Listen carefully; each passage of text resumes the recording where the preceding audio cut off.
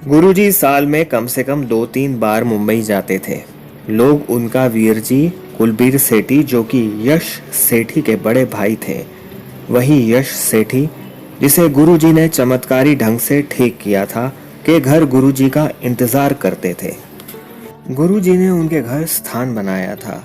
वीर जी और उनके भाई संदीप सेठी को आध्यात्मिक शक्तियां इस आदेश के साथ दी थी कि वे मुंबई में लोगों की सेवा करें।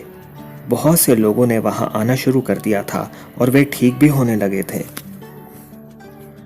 एक बार जब गुरुजी वहां गए तो उस दिन वहां सुबह से रात तक लोगों की भारी भीड़ थी। गुरुजी सबकी परेशानियां, दर्द और बीमारियां दूर कर रहे थे। तभी एक सरदार जी, जो लगभग 60 साल के होंगे, आए और गुरुजी से कहने लगे, गुरुजी मेरे घुटने कम नहीं कर दे, बड़े सख्त हो गए हैं। मैं अपनी टांगों को उठा नहीं सकता और ना ही मोड़ सकता हूँ। गुरुजी ने बड़ी सहज भाव से मुझे आदेश दिया, राजे इसकी टांग ठीक कर दे। मैंने उसके घुटनों को छुआ। गुरुजी, जो उस समय बिस्तर पर बैठे थे, सरदार जी से बोले, बेटा अपनी टांगे ऊपर उठा और मोड़ कर देख, ये ठीक हो गई हैं। उसने ऐसा ही किया। वे बहुत अधिक चकित था। ये कैसे हो गया? वे खुशी से चिल्ला उठा। उसके मुख से निकला, ओए! वे अपनी टांगे एक एक कर कर उठा रहा था और उन्हें मोड़कर बार बार देख रहा था। खुशी उसके चमकते चेहरे पर साफ झलक रही थी।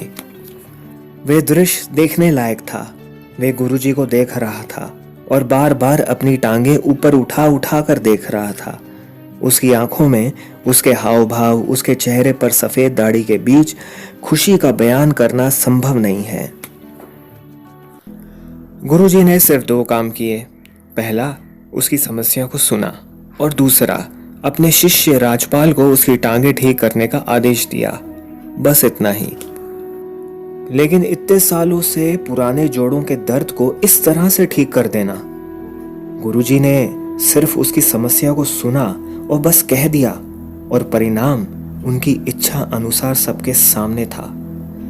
क्या इस तरह का कोई उदाहरण कहीं और मिल सकता है?